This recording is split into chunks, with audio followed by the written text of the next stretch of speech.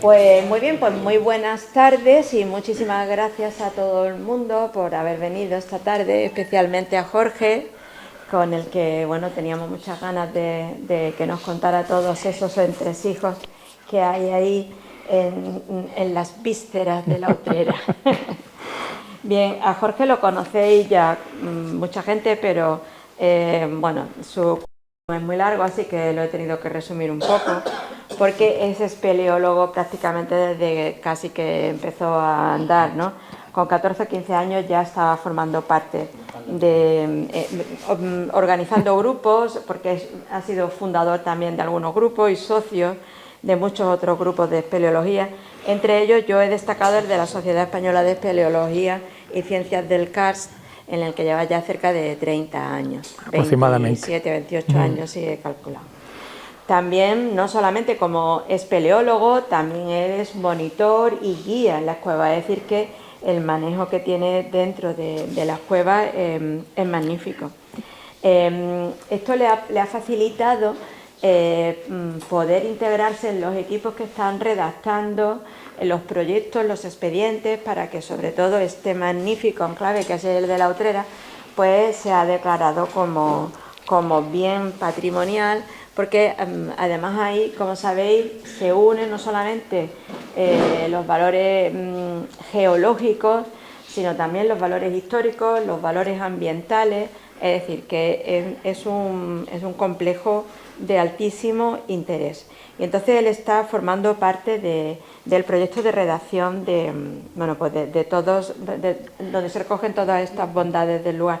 También lo está haciendo en La Pileta, en Benaján, que bueno, La Pileta ya sabéis que es un lugar absolutamente maravilloso de arte paleolítico y pospaleolítico. Todos estos conocimientos que tiene de la geología y de la espeleología pues le han llevado a participar en numerosos congresos, jornadas, incluso también en la organización de esos congresos, de esas jornadas. Y bueno, ha llegado hasta Puerto Rico, ¿no? Sí, sí. llevando los contenidos que tenemos aquí al lado nuestro, ¿no? en el término municipal vecino. Esta es una faceta, pero cuando él entra a las cuevas también hace fotos, y las fotos digamos que las utiliza con una doble vertiente. Por un lado, desde un punto de vista artístico, unas fotografías que ha ganado muchísimos premios con esas fotos, pero también como soporte para ayudar en el conocimiento de las cuevas y en la localización de elementos, por ejemplo, de pinturas rupestres o de cualquier otro elemento que pueda haber. Y claro, tanto tiempo en la cueva, pues no le ha quedado más remedio que hacerse arqueólogo.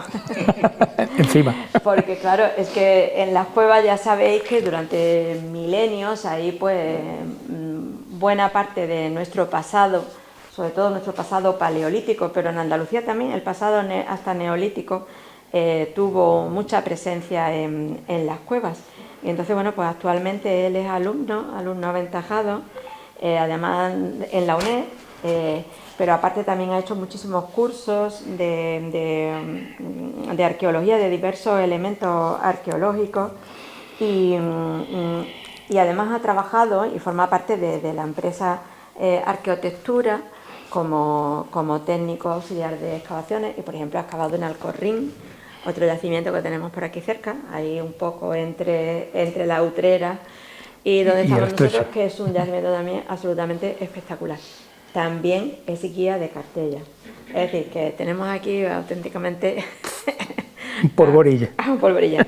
No, sí que es verdad que bueno, adentrarse en las cuevas siempre es algo mágico, porque bueno, pues lo que ahí hay no es lo que estamos habitualmente acostumbrados a ver, y la vida de las cuevas tiene muchísimo que contarnos a todos nosotros.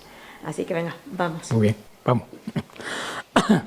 Bueno, como bien decía Margarita, yo os voy a contar y a relatar las características de una sierra que tenemos aquí muy cerquita, que seguro que cuando veáis alguna foto os va a sonar, porque seguro que la conocéis, ¿no? No solamente vamos a hablar de cuevas, sino vamos a hablar del paraje. de lo que es la Sierra de la Utrera y el patrimonio que albergan.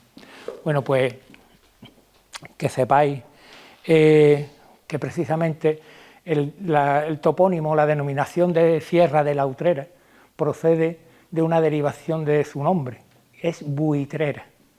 Ya se nombra en la ordenanza de los Reyes Católicos en 1497 para la guarda de la costa.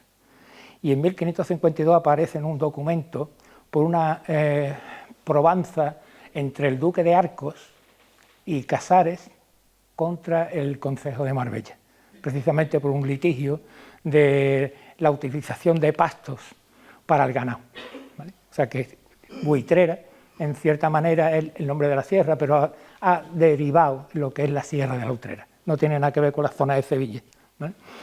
Bueno, pues nos encontramos precisamente en una zona muy importante que está en el sur, en la zona suroccidental de la provincia de Málaga, muy cerquita de lo que es precisamente el límite con la provincia de Cádiz, y se trata de un macizo calcáreo que se conoce como macizo cástico y en cierta manera es un karst de tipo cofre o champiñón. Esto está elevado sobre las margas, las calizas y las areniscas de la unidad del Campo de Gibraltar, pues como si fuera un champiñón que ha crecido en medio de toda esa mole de arcilla y de margas, ¿no?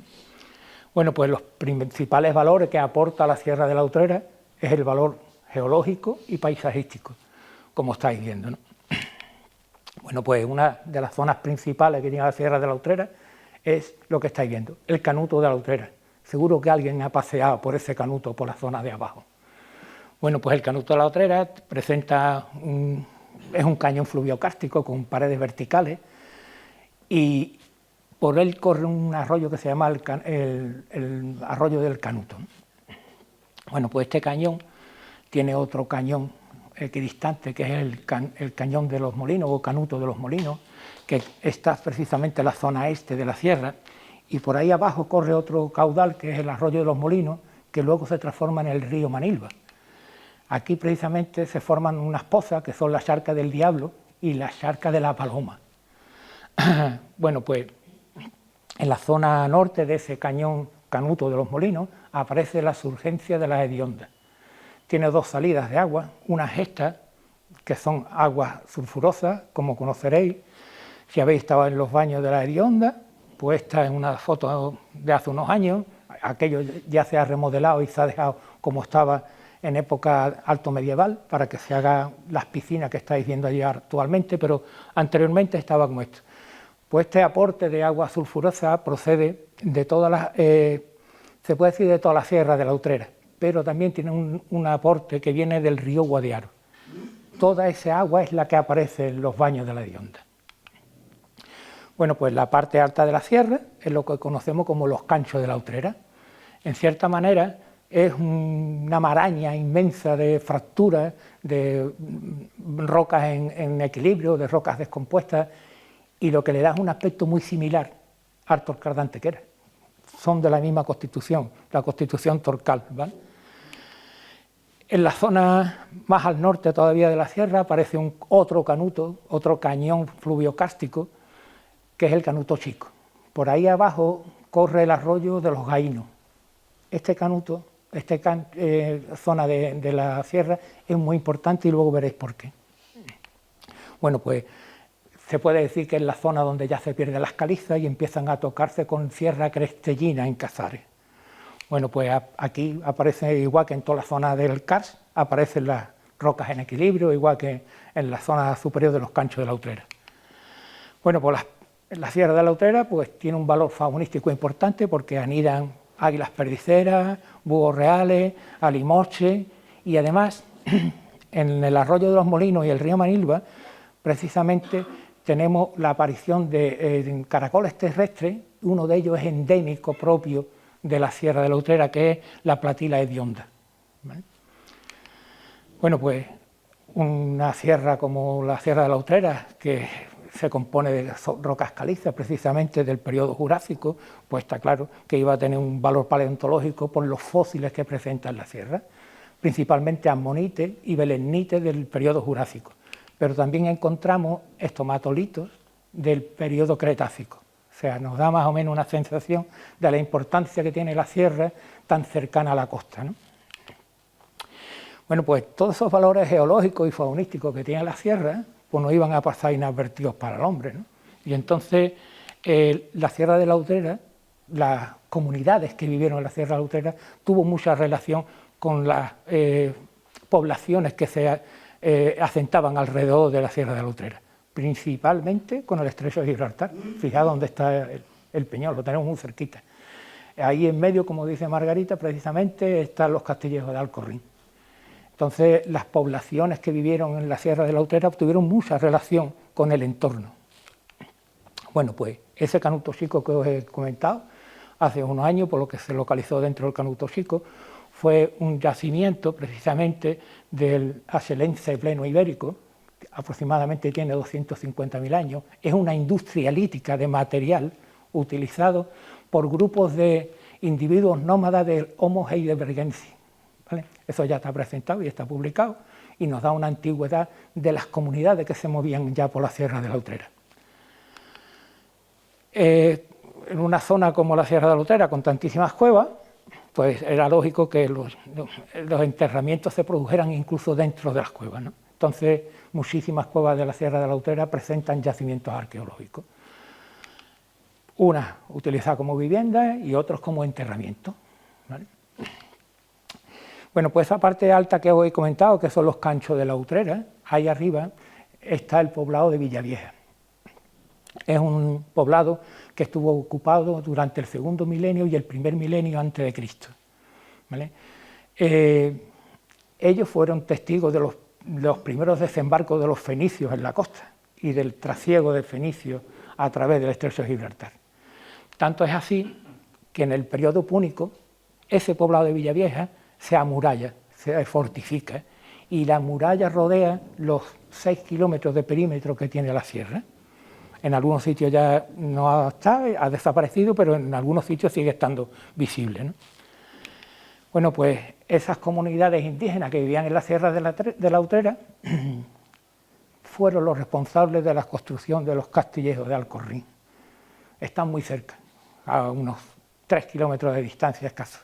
Entonces, esas poblaciones que vivieron en el poblado de Villavieja se desplazaron hasta Alcorrín para construir una ciudad que se llama Los Castillejos de Alcorrín, que data del primer milenio antes de Cristo, ¿vale? Aproximadamente. El trasiego de esas comunidades, precisamente con la zona del entorno, pues con la zona de Cádiz tuvo mucha relación, precisamente porque las poblaciones indígenas, tanto de los Castillejos de Alcorrín como la Sierra de la Utrera, se relacionaban comercialmente a través de la desembocadura del río Guadiaro, y principalmente sobre el poblado de Montilla, que está en San Roque, en la margen occidental del río Guadiaro. Nos encontramos los dólmenes y los enterramientos subterráneos de aquella época. Es muy raro entrar en una cueva de la Sierra de la Utrera que no tenga un enterramiento. Bueno, pues nos damos un salto en el tiempo y durante la Edad Media Islámica, la Alta Edad Media Islámica, aparece el aprovechamiento del río Manilva y de los arroyos de los molinos, y empiezan a construirse las acequias y los los molinos harineros que se pueden encontrar a lo largo del río Manilva, ¿vale? De esa época alto medieval islámica depende la construcción de los baños de la Hedionda. A pesar de la leyenda que dice que fue Julio César el que lo construyó, pues nada real, porque las excavaciones han dado como razonable que es alta edad media islámica, ¿eh? Bueno, pues veréis, toda esa sierra no iba a pasar desapercibida para los espeleólogos, y en el año 64 empiezan a practicarse y a explorarse cuevas dentro de la Sierra de la Utrera. Bueno, pues los clubes que rondaban alrededor de la Sierra de la Utrera, pues Málaga, aquí de la línea, de Algeciras, empezamos a explorar dentro de las cuevas de la sierra. Y en el año 70 se pone en funcionamiento un proyecto que era el proyecto de investigación y exploración de la Sierra de la Utrera, precisamente porque aquello es como un queso gruyère. Pues veréis, ese proyecto de investigación tiene como objetivo sacar a la luz el patrimonio arqueológico, el valor geológico de la sierra, el valor natural y todo lo que la compone de alguna manera. Bueno, pues se están realizando actividades arqueológicas dentro de las cuevas y se están haciendo investigaciones, levantamientos topográficos para tener una idea de cómo es aquello totalmente. El patrimonio geológico de la sierra, como habéis visto, que es muy similar a Torcada Antequera, pues tiene su refrendo en el medio subterráneo. Es importantísimo. En un perímetro aproximado de 6 kilómetros cuadrados, pues hemos dado con 92 cuevas. De las 92 cuevas, 23 tienen yacimiento arqueológico. Hasta hoy. No hemos terminado. Todavía nos quedan zonas pendientes de exploración, como esta de aquí arriba, que bueno, con el paso del tiempo se ha llenado de maleza y ya nos cuesta mucho trabajo andar por ahí. Pero vamos, durante todos estos años se ha puesto en valor bastante todo lo que es las cuevas que hay en la Sierra de la Utrera. Una de ellas, precisamente, la más importante, y que conoce aquí mi amigo José María, que está aquí, que me ha hecho mucha ilusión encontrármelo, porque de la época de los 70, cuando empezamos a explorar la Sierra de la Utrera, una de las primeras cavidades que apareció fue la Cueva del Gran Duque. Pues una cueva muy importante porque tiene un hábitat muy relevante de murciélagos, de 3 especies de murciélagos dentro de la cueva. Y además por su forma propia como una cueva hipogénica de las que se suelen formar en los torcales. Pero es que además esta cueva, como veis que es impresionante, tiene un yacimiento neolítico con ocupación desde el cuarto milenio antes de Cristo. Se pudo examinar ese yacimiento y lo que hemos conseguido pues han sido ajuares, cerámicas súper importantes, ¿no? Eso está todo depositado ahora mismo en el Museo de Estepona, pero se hizo una actuación al principio de los 90 para retirar el material que hay ahí, aunque todavía no se ha hecho una excavación en concreto dentro de la cueva, ¿no? Otro de las cuevas importantes, de las cimas relevantes de la Sierra de la Utrera, es el Pozo Isodé. Pues bueno, esto apareció en la década de los 80 y se han vuelto a realizar exploración allí porque hemos pasado de los 120 metros de profundidad dentro de la cueva. Es la mayor vertical absoluta de la sierra. Y la cueva de Honda 1, que se encuentra en una zona que llamamos la rampa de las Hediondas, es la zona que está encima de los baños de la Hedionda, precisamente, esa rampa que está llena de vegetación, es donde se encuentran las cuevas más grandes del karst. Esta es la cueva de Honda 1, que tiene, pues bueno, tiene unas grandes salas con formaciones excéntricas importantísimas. Al ladito tiene otra cueva muy cercana que se llama la Cueva del Tambor, que también tiene una serie de formaciones calcáreas de verdadera importancia. Y en la zona ya sur de esa rampa de la Hedionda está esta cima que se llama la cima de Honda 3. Esa es la boca de la cueva. Eso es un pozo, una cima de un pozo en campana. Ahí mismo hay que entrar ya colgado en la cuerda, ¿vale? Lo que pasa es que es la cueva más importante del karst. Y os voy a decir por qué. Porque tiene salas gigantescas, totalmente escolmatadas, estalactitas y estalagmitas. En su momento seguimos trabajando dentro de la cueva porque estamos levantando el plano topográfico en 3 dimensiones de la cavidad, porque hasta el año 81 esa cueva solamente tenía 350 metros de desarrollo. Eso llegaba a una gatera que se llama el laminador ascendente. El laminador ascendente es una gatera muy estrecha con 2 giros en 90 grados, uno a la izquierda y otro a la derecha. O sea, todavía no has metido la cabeza cuando te tienes que ir para la derecha. Imaginaros, eso echaba a la gente para atrás, ¿no? Bueno, pues tuvimos que conarnos en ese agujero en un momento dado. Estamos hablando de abril del 81, precisamente esa foto es del día que pasamos ese agujero. Esta ya es un poco más reciente, desde el año 2017. Bueno, pues a partir de esa cueva, esos 350 metros se convirtieron en casi 4 kilómetros de desarrollo, ¿vale? Ese plano, que lastimosamente lo vemos muy poquito ahí arriba, lo que en su momento en el año 81 existía de esa cueva. La boca de la cueva está aquí, pues todo lo demás son galerías que hasta el año 81 llegaba hasta aquí. Esto es lo que hemos encontrado detrás de esa gatera. Todo eso que veis son grandes galerías, cada una la he pintado de un color distinto para que podáis identificarlas, y ahora mismo estamos explorando en esta zona amarilla de aquí de la punta. Ya se tarda un día entero en ir y volver, o sea, ya son muchos kilómetros de cueva y además costoso, ¿no? Con desplazamiento de equipamiento y todo eso, ¿no? Pero bueno, las galerías son verdaderamente apasionantes. Cada vez que entramos en una zona nueva nos llama muchísimo la atención. Bueno, pues muy cerquita de esa cima de Honda 3 hay otra, que es el sistema subterráneo de las Hediondas, y es la joya de la corona de la Sierra de la Utrera. Y ahora veréis por qué. Es la unión de dos cuevas, la cima de Honda 2 y la cima de Honda 4. Pues hasta aproximadamente 2010 solamente existía la cima de Honda 2. Es una cima con grandes galerías, con colmataciones calcáreas como las que estáis viendo, con una colonia de murciélagos ahora también importante, hasta una gatera parecida a la que os he comentado antes. Bueno, esto se llama la gatera de la agonía, el nombre lo va a decir todo. Esa gatera tiene 30 por 40 de ancho y 15 metros de largo en rampa, o sea, no entraba nadie, nunca entrábamos en ese agujero, pero soplaba una barbaridad, entonces había que entrar de alguna manera, ¿no? Y nos decidimos a entrar, y nos encontramos detrás de esto, otra vez una serie de galerías, de cuevas, que incluso nos llevaron a descubrir una cima que se llama la cima de Honda 4, por la que desde aquí se puede salir a la calle, o sea, son dos cuevas que puedes entrar por una boca o por otra. Bueno, ahora hay unas condiciones especiales en esta cueva que la vais a ver. Pues las dimensiones son bastante importantes, la colmatación es bastante interesante y es la única cueva de la Sierra de la Utrera que tiene pisolitas. Eso que estáis viendo son perlas de las cavernas. Es un grano de arena que, igual que las pernas marinas, cuando gira dentro de un charco de agua, lo que hace es engrosarse de carbonato de calcio y forma pues estas maravillas, ¿vale? Bueno, las colmataciones dentro de la cueva son espectaculares.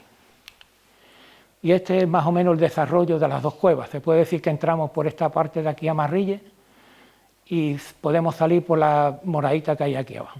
O sea, todo esto son galerías que están conectadas como una maraña, porque esa maraña que habéis visto del Torcal de la Utrera en la parte superior, como el Torcal de Antequera, se reproduce en el medio subterráneo. Y hay galerías por las que tú estás andando, y hay galerías por encima, y galerías por debajo, y galerías laterales. Es como una tela de araña que se abre dentro del medio subterráneo. Bueno, pues esta es la joya de la corona, porque lastimosamente, cuando encontramos esa cueva, dimos con un yacimiento arqueológico impoluto. Pasando la gatera esa que habéis visto, lo que nos dimos fue con un yacimiento del Neolítico, de golpe. Eso estaba totalmente encapsulado, como pasó en la cueva de la Pileta y en la cueva de Nerja, que no fue tocado por la mano del hombre. Entonces aquí nos pasó lo mismo.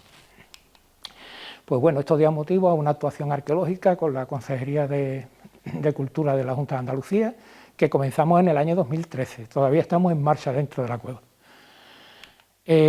Ahora mismo es el enterramiento subterráneo más antiguo de Andalucía y presenta restos del séptimo milenio antes de Cristo. O sea que estamos hablando con individuos de hace 9.000 años aproximadamente.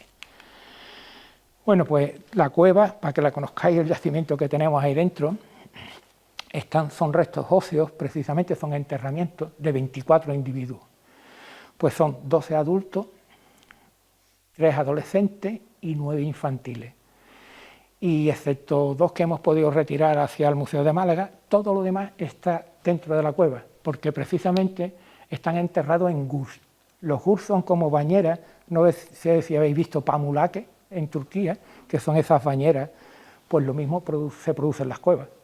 Bueno, pues en el Neolítico, cuando desplazaban los enterramientos de una zona donde se esqueletizaba ya el individuo, el esqueleto lo traían a los gus para purificarlo y mandarlo al más allá, para el viaje al más allá, ¿vale?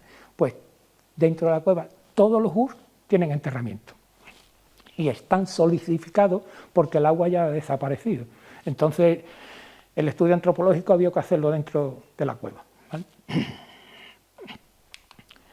Bueno, pues como veis, pues casi todos los restos están verdaderamente calcificados de la calcita de la cueva. Y como veis, pues todo el trabajo arqueológico ha sido puramente, directamente in situ de la cavidad, ¿no? Se han estipulado zonas de limpieza y zonas de estudio. La compañera que veis ahí es una compañera que es arqueoantropóloga, que es la que ha hecho la analítica de cada individuo de la cueva. Bueno, pues una zona interesante de la cueva es la galería del museo, que ahora la vais a ver, que precisamente es donde se encuentra la zona que utilizaban como vivienda, el hogar, las armas, las herramientas, el arte rupestre, la alimentación, todo estaba ahí como una vivienda abandonada. ¿Los individuos que vivían o que enterraban en la cueva entraban también por la gatera o entrarían? No, ahora te lo voy a contar, Bueno, pues la actuación ha sido larga durante, pues imaginaros, todavía no hemos terminado, seguimos trabajando allí, llevamos casi 10 años aproximadamente trabajando dentro de la cueva, porque es costoso manejar todo el material que hay dentro de la cueva y las investigaciones que se están haciendo allí. Entonces, para que lo conozcáis un poco cómo es la cueva, la hemos dividido en zonas, precisamente las zonas donde están los enterramientos, ¿no? Bueno, pues esto es un enterramiento que se encuentra en un GUR, en lo que llamamos la sala Juan Antonio Alarcón. Ahí como estáis viendo, hay 3 individuos enterrados, un infantil, un adulto femenino y uno masculino. Pero sabemos que hay más individuos en ese enterramiento. Lo que pasa es que están realizados sobre un GUR que tenía un techo que ha caído sobre el enterramiento y ha provocado que haya zonas que no podemos ver, pero sabemos que hay más individuos enterrados ahí abajo. Lo que pasa es que son 2 grandes piedras que no somos capaces de mover, ¿no? Después está esa foto que habéis visto antes, que es la zona 3, que le llamamos la sala de los GUR. Los GUR son precisamente las bañeras que aparecen aquí en el lado izquierdo. Pues ahí tenéis, como veis, 5 individuos. Creemos que precisamente esa sala funcionaba como zona sepulcral, como un pequeño santuario, porque es la que más individuos tiene enterrados en esta zona. Pues tiene 3 adultos, un preadulto y un adulto femenino. Como estáis viendo, pues el enterramiento está hecho siempre dentro de los GUR. Ya el agua ha desaparecido, que esa muestra de calcita te da la idea de hasta dónde llegaba el agua, y el individuo pues está enterrado en ese pequeño, como una poza pequeña. Después tenemos el pozo de Agripina. Le llamamos Agripina porque cuando llegamos allí la compañera que venía se llama Agripina, precisamente. Y ahí nos encontramos con 3 individuos, un adulto femenino y 2 preadultos, adolescentes. Creemos que ese individuo, esa persona, podía ser Agripina, podía ser alguien relevante de la comunidad, porque está depositada fuera de todo el yacimiento y los ajuares que tenía eran verdaderamente impresionantes. O sea, que creemos que era alguien relevante de la comunidad. Lo que pasa es que, como veis, pues todos los restos óseos están soldados dentro de la cueva y siguen estando allí. Bueno, después tenemos la galería de la ofrenda. Se llama la ofrenda porque cuando llegamos a esa galería había como un pequeño GUR a la altura de la cara, donde había un depósito de piezas de colgantes, de conchas y de restos de estalactitas, ¿vale? Entonces parece como si acceder a esta zona era una zona de ofrenda. Bueno, pues aquí tenemos 3 individuos, 2 infantiles adolescentes y un adulto femenino. Precisamente aquí es donde está el único cuerpo con conexión anatómica dentro del yacimiento. Para que lo veáis, pues es la conexión que se le ve precisamente a las piernas y los restos del cuerpo. Los otros individuos, que son el otro adolescente y el adulto femenino, fueron retirados del entorno para depositarlo precisamente. Y se le hizo una ofrenda, que es esta vasijita pequeña que tenéis ahí, que sigue estando, y ya después hablaremos de ella. Es una vasija bastante impresionante que parecía como una ofrenda cuando enterraron a este individuo. ¿De qué época es eso? Estamos hablando de 6.000 años, neolítico. ¿Antes de Cristo? Sí, neolítico. Luego tenemos la sala de la guardería. Bueno, pues ya se puede imaginar por qué se llama la sala de la guardería. Todos los enterramientos son infantiles. Tenemos 7 infantiles entre 6 meses y 6 años, un adulto femenino y un preadulto masculino. Es un GUR bastante amplio con una bóveda y ahí están depositados todos esos individuos, ¿vale? Siguen estando allí porque están soldados en la piedra, excepto algunas partes de los restos óseos que sí han podido retirarse. bueno, pues vamos a hablar de la corona del yacimiento, que es Agapito. Veréis, Agapito se llama precisamente Agapito porque es el nombre del pastor que nos llevó a descubrir la cima de Ondado, que le decían el tío Pito, que era Pito Díaz, Agapito, de nombre. Y entonces este individuo, en honor a Agapito, que fue el que nos llevó a esa cueva en su momento, en los años 70, pues le pusimos Agapito. Como Miguelón en Atapuerca, pues nosotros tenemos Agapito, ¿vale? Bueno, pues es un individuo masculino solamente. Lo que hemos encontrado aquí precisamente ha sido los restos de un cráneo. Creemos que ese cráneo ha llegado aquí porque ha caído desde la parte superior del pozo principal de la cueva, porque la zona de vivienda que ahora vais a ver está por encima del nivel donde está el yacimiento de enterramiento. Entonces es un cráneo con una glabela muy robusta y con los senos paranasales muy amplios, ¿no? Bueno, pues por debajo de ese resto de cráneo aparece, si os fijáis aquí arriba, restos de la mandíbula que se han encajado en esa grieta, ¿vale? Bueno, pues de ahí se ha podido sacar muestras de colágeno para hacer la datación. Bueno, pues como veis, fijaros la glabela que tiene y los paranasales que tiene son verdaderamente amplios, ¿no?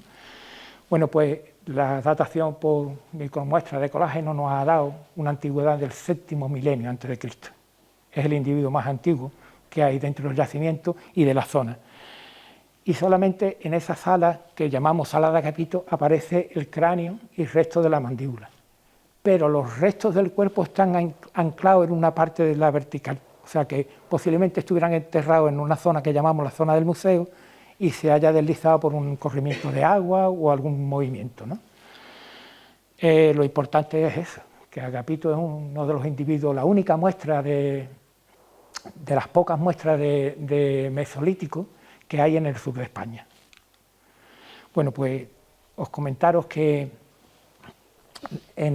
hace unos años apareció en una cima del norte de España, en Cantabria, un individuo mesolítico muy parecido a Agapito, de unos 7.000 años de antigüedad antes de Cristo, y que se le pudo retirar el genoma de esos restos, ¿no?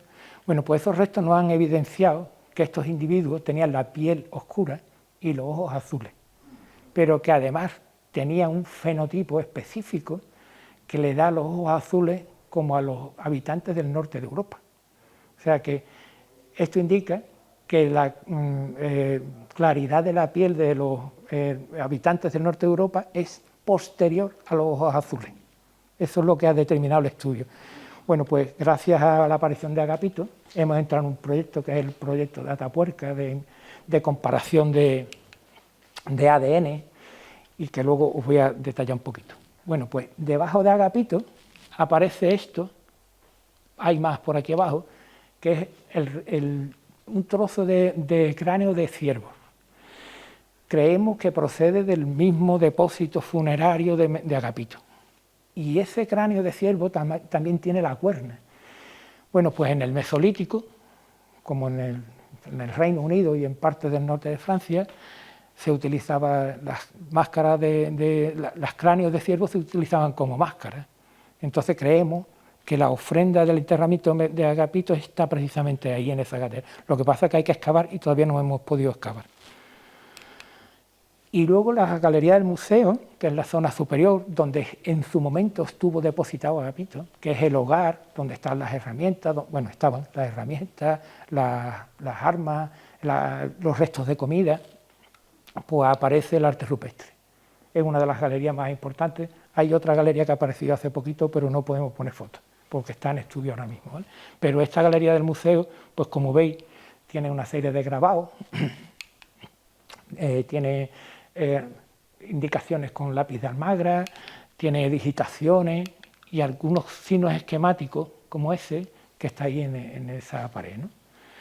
Bueno, pues nos pone en un disparadero de salida con el trabajo con Atapuerca. Tuve la suerte de comentar trabajo con Juan Luis Arzuaga cuando estuvo aquí en San Roque hace poco tiempo, precisamente porque uno de los compañeros que está con Juan Luis estuvo dentro de la cueva con nosotros y es la que lleva precisamente esa investigación de ADN de Agapito, ¿vale?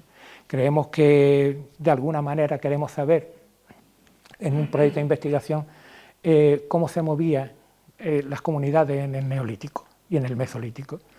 Por eso se está haciendo una comparación de los neolíticos y mesolíticos que posiblemente hayan en Atapuerca con los demás individuos del neolítico y mesolítico de toda la península, y nos va a dar pues resultados de la movilidad que tenían en su momento.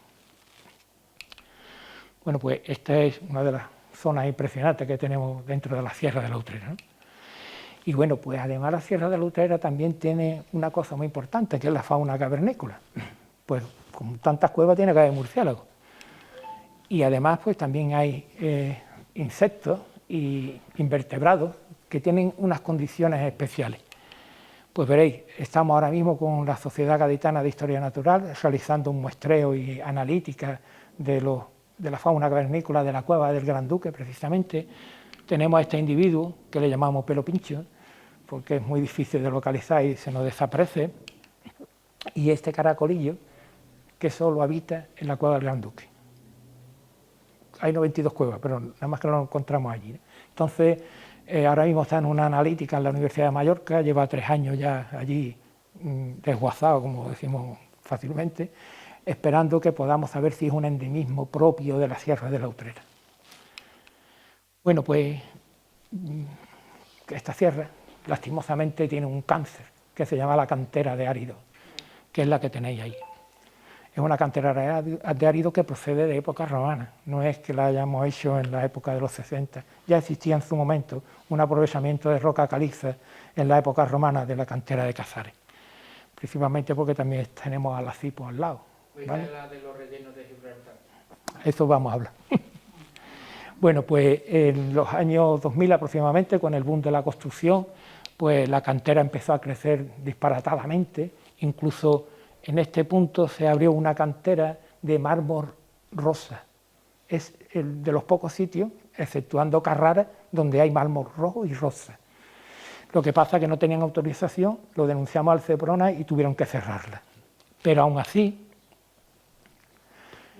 ese movimiento de tierra y de piedra tan impresionante, pues camino de la construcción, incluso camino de Gibraltar, pues ha ido llevando hasta el 25%, como veis, aproximadamente de la sierra.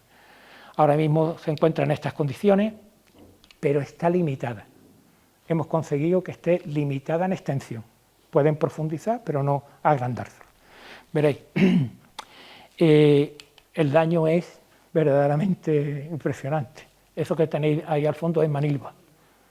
Antes no se veía, ahora se ve perfectamente. Nosotros hemos estado buscando cuevas aquí encima, con José María precisamente, en esta zona. Y eso ya no lo hemos perdido totalmente, ¿no? Bueno, pero todo este movimiento de piedra que se saca de la Sierra de la Utrera, al final hubo que denunciarlo en 2013, porque fue que cuando coincidió aquel vertido de arenas que venían de la duna de Valdevaquero, que se denunció por un vertido allí precisamente en Gibraltar, y nosotros nos quejamos que por qué no se denunciaba también esto, ¿entiendes? Cuidado, que la cantera tiene todas las facultades y todos los permisos de industria, ¿vale? Lo que estábamos en contra era el vertido en Gibraltar precisamente, pero vamos, no podíamos pararlo, ¿no? Pero al fin y al cabo conseguimos reducirlo. Y bueno, pues con todo esto que habéis visto de los yacimientos arqueológicos, las cuevas y todo esta enjundia de material, al final conseguimos que se intentara declarar zona patrimonial. En febrero de 2014 el Parlamento andaluz aprobó la declaración de BIC y zona patrimonial de la Sierra de la Utrera y iniciamos el expediente de protección. Bueno, pues ese expediente de protección todavía está en marcha. No os podéis imaginar la de pega y de papeles que hay que mover, pero ya por lo menos tiene una reserva de uso, y esa reserva de uso impide las ampliaciones de la cantera.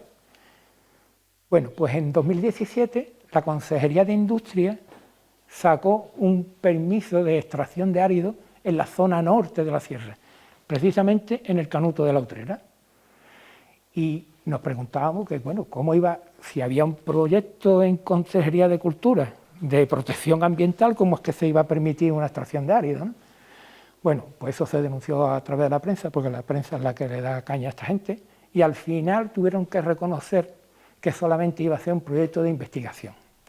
Bueno, pues ese proyecto de investigación fue en el 86 esto. En el año 86 nos encontramos que se habían llevado por delante todo el bosque mediterráneo que había en la zona alta del Canuto de la Utrera. Y lo querían volver a reproducir en 2017. Entonces, bueno, cuando salimos a la prensa nos pusimos en contacto con la Consejería de Cultura y al final tuvieron que dar marcha atrás y hemos conseguido que estos terrenos que están desde lo que es la cantera que ahora existe hacia el norte, todo es franco no registrable. O sea, está exento de posibles extracciones de árido. Porque precisamente donde están las cuevas con los enterramientos y las pinturas rupestres, que ya están declarados de por sí bien de interés cultural. Pero bueno, en la sierra hay mucha historia, no solamente la cantera, también hay una cantidad de extracciones de agua del río Manilva y de los arroyos de los molinos verdaderamente brutales, ¿no? Ahora con la sequía menos, pero ahora que está lloviendo pues más todavía, ¿no?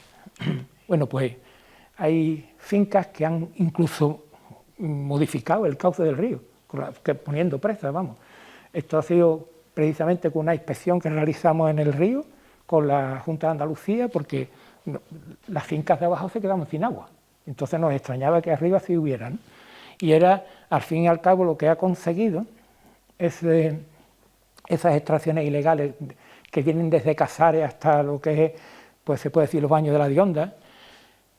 Esta charca, que es la charca del diablo, precisamente, que está viendo aquí, tan espectacular, se ha convertido en esto. Desde 2016 esa charca del diablo está seca.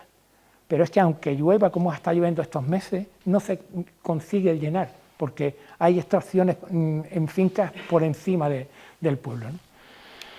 Bueno, pues aparte también, en el lateral de la sierra pasa una línea de red eléctrica española. Bueno, pues las empresas de mantenimiento de esa red eléctrica usaban las cuevas como vertedero. En vez de retirar los residuos del mantenimiento, lo que hacían era verterlos en las cuevas. Bueno, hasta que dimos nosotros con ellos y pusimos una denuncia. La denuncia conllevó que, claro, Red Eléctrica le estaba pagando a la empresa por retirar los residuos. Estaban teniendo una ganancia extraordinaria, ¿vale? Y al fin y al cabo conseguimos que esa denuncia saliera adelante y, bueno, pues tuvieron algún problemilla, ¿no? Y ya lo que estamos sufriendo en estas fechas, que son los actos vandálicos dentro de las cuevas, que son roturas de estalactitas, de estalagmitas, los grafitis, que es que ya es brutal. Ahora mismo estamos en un proyecto de limpieza precisamente de esa zona de la cueva para quitar esa fealdad que tenemos dentro de la cavidad. Y veréis, ese yacimiento de la cima de Anda 4 llamó mucho la atención cuando se puso en público y hemos tenido el problema de que alguien que no quería que los equipos de investigación de las universidades trabajaran dentro de la cueva y le pusieron un explosivo a la boca de la cueva. Una cosa brutal. Bueno, pues tuvimos que modificar toda la boca de la cueva para tener la seguridad de los equipos de personas que están trabajando dentro y tuvimos que desplazar ese tubo que veis ahí, que es un tubo que tiene una escalera por dentro, lo desplazamos por toda la sierra para hacer como una alcantarilla, lo que impide es que el cono de derrubio de piedra que produjo la explosión se cuelen dentro de la cueva. Bueno, aparte del tubo tuvimos que subir arriba por el material de soldadura, hormigón, vamos, ha sido una odisea, ¿no? Al fin y al cabo lo que hemos conseguido es precisamente esto, una especie de alcantarilla por donde se entra dentro de la cueva y así estamos con seguridad de que la gente que está trabajando dentro no va a tener ningún problema. A pesar de eso, nos hemos encontrado el tubo, la tapadera de seguridad rota y hay gente que entra dentro de la cueva y pues se dedica a estas cosas, a partir estalactitas, a pintarraquear las paredes, zonas con arte rupestre que pueden ser un problema porque no saben ni lo que están pintando.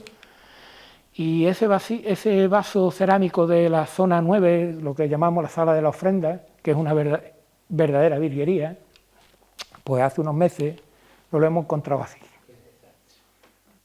Un desastre, porque es que hemos estado montones de años cuidando precisamente esa zona y fijaros lo que aparece, ¿no? Cuidado, que para llegar aquí hay que ser espeleólogo, ¿eh? No vale que ustedes lleguen allí porque no vaya a llegar.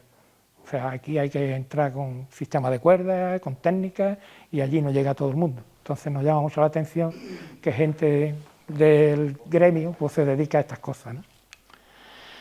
Incluso, para que veáis, esto es una foto que nos llama la atención, pero es que aquí había un cráneo y se lo han llevado, ¿vale? Que no sé qué hace un cráneo en la casa de alguien. Nos ha quitado la posibilidad de conocer por qué estaba ese cráneo ahí, precisamente. Esto es la base del Pozo Agripina. Bueno, pues toda esta movida conseguimos al final, en 2014, que se declarara el expediente de zona patrimonial y zona BIC.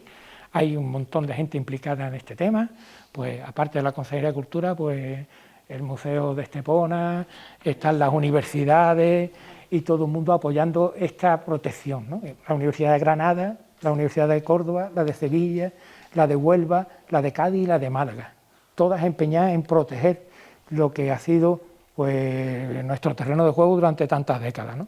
Y aparte, porque creemos que la zona se lo merece. O sea, es algo que tenemos que preservar para el futuro, ¿no? Bueno, pues ya tenemos aproximadamente terminado con la Consejería de Cultura lo que va a ser el perímetro, que es esta línea roja por donde está corriendo el láser, que va a ser la zona de protección de la Sierra de la Utrera. Al final nos hemos quedado con esto destruido, pero todo lo que queda pues tiene una relevante importancia, precisamente porque veréis que hay algunos puntitos azules aquí, que son los yacimientos arqueológicos de las cuevas, y estos polígonos que veis en esta zona precisamente son donde están las cuevas grandes que tienen los yacimientos arqueológicos, como la cima de Onda 4. Bueno, pues aparte de eso, el objetivo principal de todos estos años ha ido encaminado a un proyecto de educación y sensibilización con los colegios. Lo pusimos en marcha nuestro club con el Ayuntamiento de Casares, y todos los años pues realizamos una serie de talleres con los colegios para que conozcan ese sitio y para que conozcan precisamente las cuevas y qué es lo que hay que conservar y proteger, ¿no? Pues precisamente son ellos los que van a tener un futuro que pelear por esta zona, precisamente ellos, ¿no? Y bueno, pues dedicamos durante todo el año una serie de momentos precisamente para ellos, ¿no? Y no voy a terminar sin acordarme de ellos, que son precisamente los que nos metieron en vena la investigación y la espeleología, pues como Carlos Mateo, Julio Jiménez, Pepe Chicón, que son los que nos metieron precisamente en la vena el tema de la espeleología y de la investigación, ¿no? Sin ellos pues no estaríamos aquí precisamente ahora mismo, ¿no?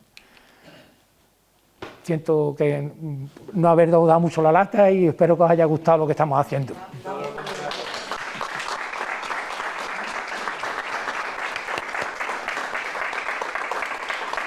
Y si queréis preguntar algo de ahí, lo que queráis. Jorge, tengo entendido que hay una necrópolis también en la parte... ¿o no? ¿Una necrópolis dónde? ¿En la zona de En la parte alta. ¿En la parte alta? Sí. Sí, claro. Es que la zona alta, lo que es Villavieja, pues allí habrá, ahora mismo catalogado, habrá como unas 50 cuevas. Pues de esas 50 cuevas, 20 son necrópolis. Sí, casi todas son utilizadas como enterramiento. No, pero me refería a todas juntas en una zona en concreto, en una roca. No, hay necrópolis en la zona de arriba, no hay nada.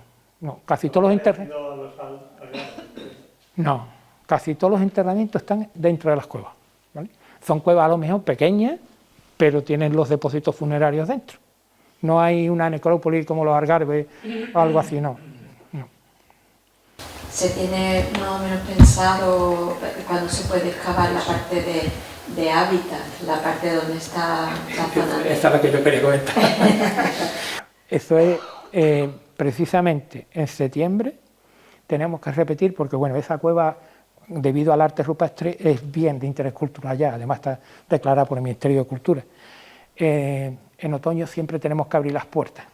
O sea, lo que hacemos es que, aprovechando que está el equipo de investigación trabajando dentro, pues esta charla se reproduce dentro de la cueva y habrá compañeros que os cuenten el yacimiento, el arte rupestre y la historia de la cueva, ¿no?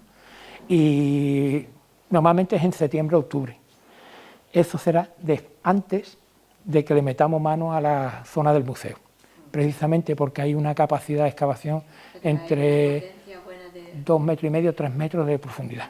Sí. Entonces estamos deseando, ya se está preparando el expediente de solicitud a la Consejería de Cultura y yo creo que si no va a ser este año, a principios del otro ya estamos allí liados. ¿Pensáis que se puede llegar a Paleolítico, por ejemplo? ¿Que se podría llegar a Paleolítico allí? Hay muestras de Paleolítico. Hay muestras de Paleolítico. Ha aparecido algo de Paleolítico allí, al final de la galería del museo. Es una zona muy blanda, de arena suelta, y durante los trabajos pues, se menea uno por allí y ha aparecido algún material paleolítico. O sea, puede tener una secuencia magnífica. Claro. Incluso hay otra galería, que es la Galería Blas Infante, que bueno, Alfredo la conoce conmigo, que nos la hemos encontrado totalmente pintada, pues desde el suelo hasta el suelo. Toda la bóveda está totalmente grabada, con marcas de digitaciones. Es espectacular. Y además, pues tiene una potencia entre 6 y 7 metros. Madre mía. Y da a la calle. Esa, ¿Puedes poner un poquito el micrófono? No oye nada. Ahora, ¿me escucha mejor? Yo hablo más alto. Un poquito más. Venga.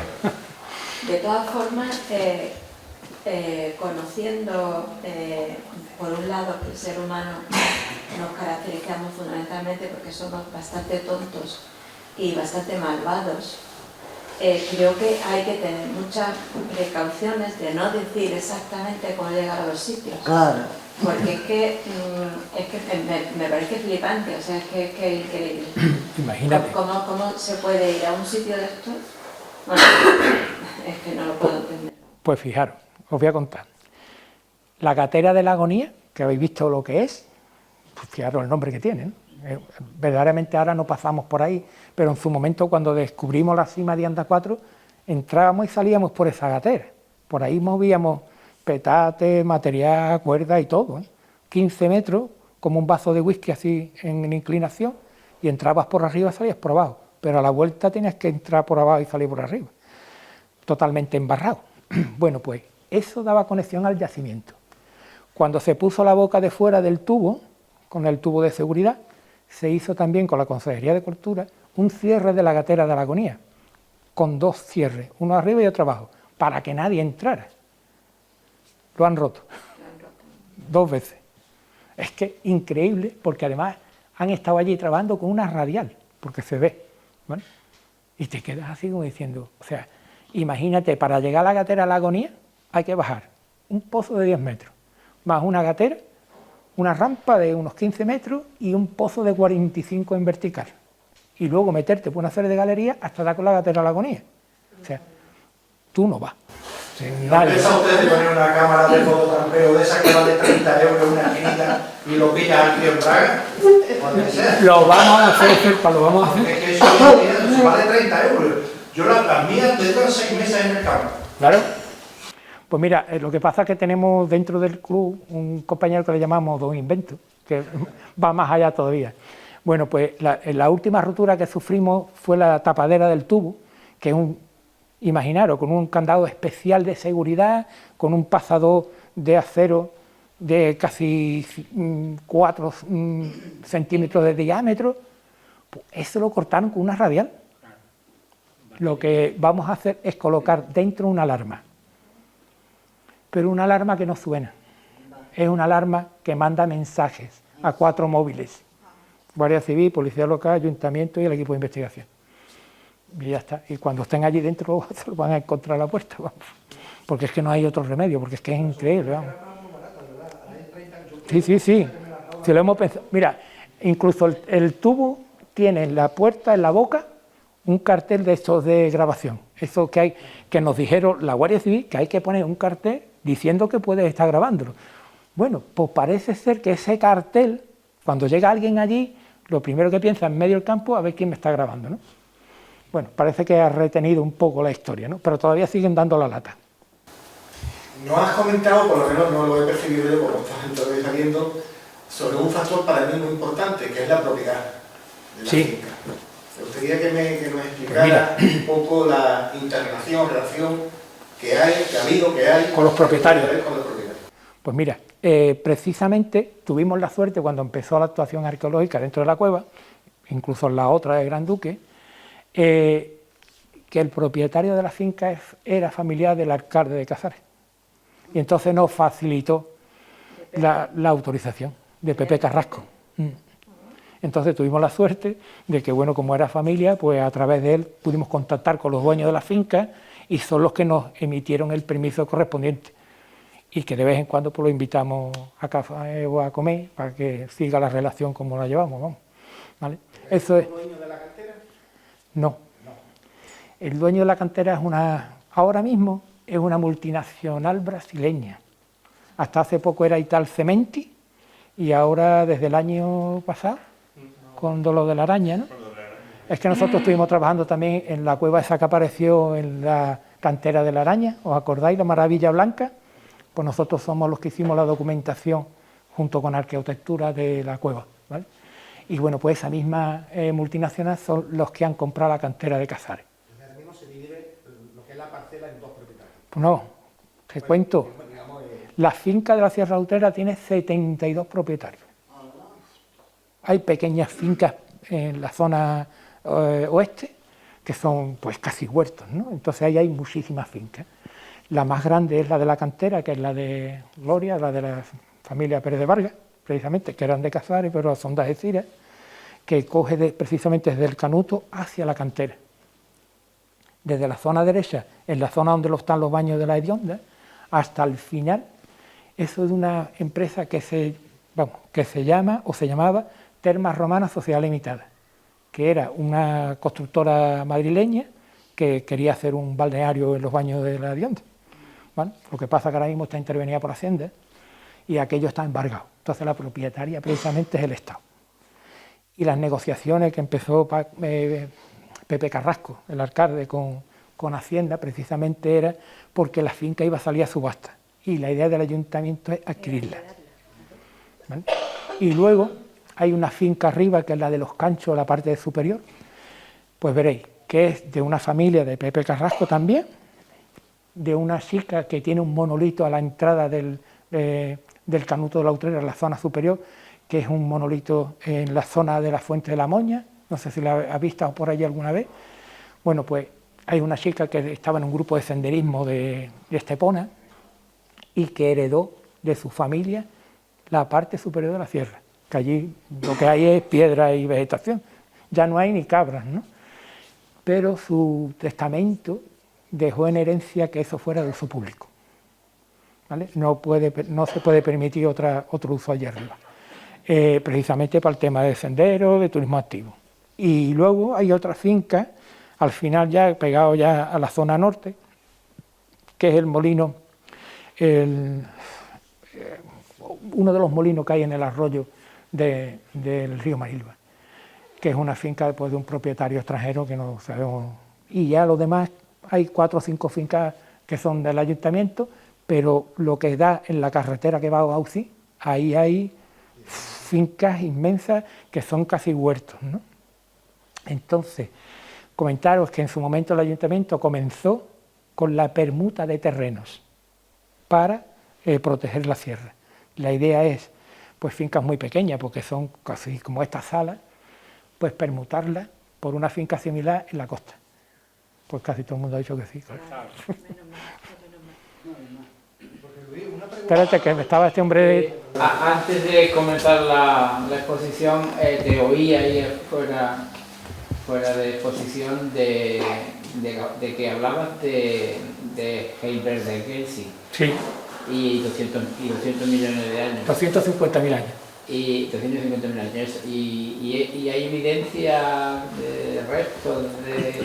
Sí, los materiales, la industria lítica, toda esa industria lítica está analizada por Luis Pérez, que pertenece al grupo de investigación de la Universidad de Cádiz, con José María Tomasetti, y está también Paco, que es el geólogo Paco Torres, que es el geólogo precisamente del pantano de Guadarranque. Ellos son los responsables de ese yacimiento y Luis Pérez es uno de los primeros especialistas en paleolítico que hay aquí en la zona, ¿no? Y está, tiene... Sí. Paleolítico inferior, eso es Tengo muy yo antiguo. una publicación de varios autores que está y la potencia de los yacimientos se supone que podría haber restos humanos mucho más antiguos. Parece que no. De los mesolíticos, ¿no? Vamos. Ahora mismo, para que hagáis una idea, no hay excavación dentro de la cueva.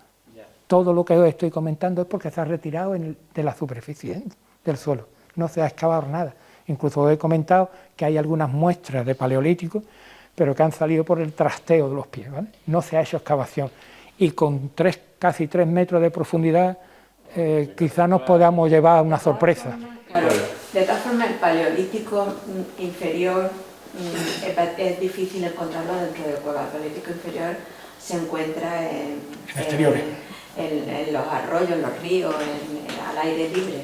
De hecho, eso, como el equipo debe ser, es el mismo, imagino que habrán puesto en relación con todo lo que hay, por ejemplo, en las terrazas del río Palmones, claro, que debe ser la misma industria prácticamente. La hizo también Luis Pérez. Que la hizo Luis, que estaba Paco, o sea, que debe ser la misma. Nosotros también tenemos de ese periodo, tenemos por la zona de Guadalquitón, Porondo, en terrazas marinas. Pero ahora ya el paleolítico medio sí tenemos en cuevas, que son en Neandertal fundamentalmente. Pero claro, el Hildebergen sí es anterior. Pero podríamos encontrar Neandertal, no sería extraño, lo tenemos en Gibraltar. El yacimiento se encuentra precisamente en un arroyo, en el arroyo Los Gainos. Está en el Canuto Silco, que tiene un arroyo, y el depósito de Heidelbergen está precisamente ahí al lado del arroyo, como está diciendo hoy. Lo que pasa es que sí hay muestras de material pero neandertal. Creemos que lo que ha aparecido en la galería del museo al final es neandertal, o sea, está clarísimo. Y en el Gran Duque también aparecieron 3 herramientas que están ahora mismo en el Museo de Estepona, como un tesoro, que son musterienses, ¿vale? Pero aparecieron en la boca de la cueva. Musteriense, paleolítico medio, claro, neandertal. Sí. Sí. Bueno, tú lo sabes, sí, tú sabes estas cosas. Especialmente. Bueno. Una pregunta. Espérate, que Felpa me quería preguntar. Perdóname, yo es que sí. Yo me llevasteis a la cueva hace unos años con Jesús. A Gran Duque. Saqué fotos allí de los caracoles, de las arañas, de todo. Esperemos que tenga la sorpresa que el caracol sea especie nueva y que sea el mismo que yo fotografíe. Le cambiaré el nombre en el ordenador.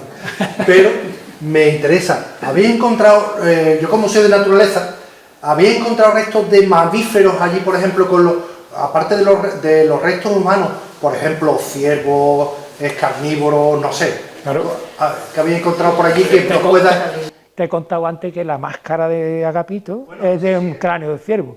Incluso en la Galería Blas Infante, todo eso que os he comentado de grabado en la bóveda, pues en una especie de hornacina que hay en una estalactita, como si fuera un depósito pequeñito ahí abierto, pues hay un trozo de cuerna regastado, que yo creo que fue el que se utilizó para pintar ahí arriba en el techo, ¿vale? Y en la zona del museo, como he comentado, es donde estaban los hogares, pues ahí estaba toda la alimentación, Felpa. Desde mucho marisqueo, mejillones, conchas, muchos ajuares realizados a base de concha de cauris, ¿vale? Y conejos, cochinos, hay el compañero que lleva el tema también me dijo que había parte de un caballo, o sea que grandes mamíferos han comido dentro de la cueva. Y os cuento que, bueno, estamos hablando de una cima, de un pozo vertical, pero ellos no entraban por esa galería. La galería del museo conecta con una zona que da a la calle. Lo que pasa es que tiene un derrumbe y nosotros no lo hemos querido tocar, porque es muy fácil de entrar por ahí. Y entonces, mejor dejarlo tal como está y punto, ¿vale? Para llegar a esa zona de la entrada a la cueva hay que hacer una gatera un poco estrecha, que no todo el mundo cabe, pero damos una galería precisamente donde ellos entraban. Y es un pasillo y además verdaderamente apasionante, porque todo está pulimentado de poner las manos. Con el paso del tiempo fueron pulimentando donde ellos ponían las manos, como puede ser en Pileta, que hay formaciones que están verdaderamente pulimentadas, pues aquí igual. Y ese pasillo pues lo tenemos muy reservadito para que no se le produzca ningún daño a esa cueva. Vamos. Gracias.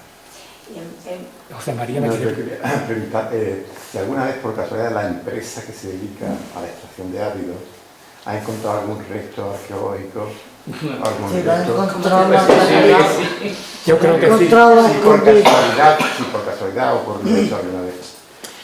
Yo creo que sí, José María, porque incluso cuando empezamos a a denunciar en 2013 el tema de Gibraltar, yo era muy mal visto en la cantera. O sea, no podía ni acercarme, ¿vale? Primero porque estuve con Televisión Española, con Telecinco, con Antena 3, estuve con todas las cadenas allí arriba. Precisamente en la foto que habéis visto que se ve el agujero, pues esa foto está hecha una de esos días precisamente que estuve con las televisiones, para que vieran lo que estaba produciendo, ¿vamos? Y bueno, pues la cantera pues me veía malamente. Incluso tengo una compañera espeleóloga que trabaja en la Junta de Andalucía porque es ingeniera de minas, y ella es una de las que pasa por ahí mensualmente a hacer inspecciones y eso. Y me lo decía, no vaya ahí porque se van a echar a la calle, vamos, se van a liar, ¿no? Y sé que hay, yo me entero de cosas en Casares y en Manilva, y sé que apareció una cueva mucho más grande que el Gran Duque. No sabemos si ya está desaparecida o y si aparecen restos se lo llevan ellos. ellos, yo creo que ellos ni lo miran. Los explosivos que están ahí, para decirte una cosa, Los empleados que están por allí que lo ven y pues se lo llevan. es posible, pero O sea, la relación es malísima con la empresa. con la nueva no tanto, porque a la nueva le hemos sacado de un problema que tenía en la cantera de la Araña, ¿vale? No sé si lo conocéis la historia, pero en Málaga, en el Rincón de la Victoria, en la cantera, pues con el movimiento de la cantera pues apareció una cueva. Pues era una geoda, era una cápsula, no tenía ni boca. O sea, eso estaba totalmente protegido desde hace miles de años. Pues para que te haga una idea, unos kilómetros y algo de desarrollo. Pero mucho más grande que la de Pulpí, ¿no? Sí, totalmente, vamos. Pero además espectacular. ¿Y qué ha pasado con eso? Bueno, pues eso está ahí con un... Verá, nosotros fuimos a hacer el informe arqueológico, ¿vale? Porque bueno, para que sepáis que las paredes, por lo que hay, son zarpazos de grandes mamíferos, ¿eh? O sea, pero limpio, cualquiera sabe lo que había allí dentro, ¿vale? A esa cueva tuvo que en su momento dado, pues está abierta y fue un refugio de animales, ¿no? Y las paredes, pues en muchísimos sitios, lo puede decir Alfredo, que lo hemos visto, los zarpazos de los animales. No hay resto arqueológico, ni uno, nada, a pesar de que es una cueva totalmente horizontal. Tenía una boca, pues que tenía un acceso accesible totalmente, tuvo que ser un refugio, pero no ha habido nada. Se ha hecho estuvimos 2 meses trabajando en la cueva y allí no apareció nada de resto arqueológico. Fue una pena. Ahora, geológicamente es una maravilla. Tengo fotos que no puedo publicar porque la empresa me dijo que no publicara, ¿vale? Pero si entráis en el Facebook y buscáis el CIE Casara, el club al que pertenecemos, la primera foto es de esa cueva, precisamente con una compañera arqueóloga con la que estuvimos trabajando allí. Y eso es verdaderamente apasionante. Os puedo hablar de estalactitas excéntricas. Verás, las estalactitas se forman del techo al suelo, pero hay unas estalactitas que por corrientes de aire o porque se obtura el tubo, se forman en horizontal o hacia cualquier lado, ¿no? Bueno, pues hay estalactitas excéntricas en esa cueva tan grandes como 1,5 metros. Pero para que os hagáis una idea, le llamamos la sala de las espinas. Es la pared entera llena de ese maremaño brutal. Lo que pasa, creemos que por culpa del personal de la cantera, pues ha habido expolio. Y entonces, pues allí se han llevado lo más grande. Hay mucho todavía, porque la cueva es grande, pero además limpia. El suelo de la cueva en una de las zonas es una pista de hielo, pero una pista de hielo de unos 70 metros de larga, ¿eh? Y te echas al lado porque ves toda esa pista de hielo impoluta, que es verdaderamente fantástica, vamos. Y las formaciones que tiene son fuera de lugar, vamos, fuera de lugar. Lo que pasa es que, bueno, le hicimos el trabajo arqueológico, lo inspeccionó la Junta en su momento.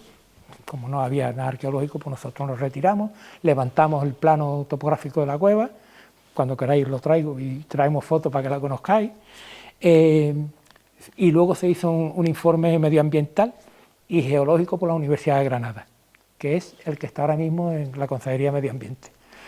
Y ahora mismo nadie dice nada. Hombre, Todavía no. La cantera, la boca está taponada. Cuando nosotros hemos estado yendo allí a trabajar, viene una máquina, nos echa 4 piedras en la boca, las quita para que nosotros entremos y después cuando nos vamos las echa otra vez. ¿Está protegido oficialmente?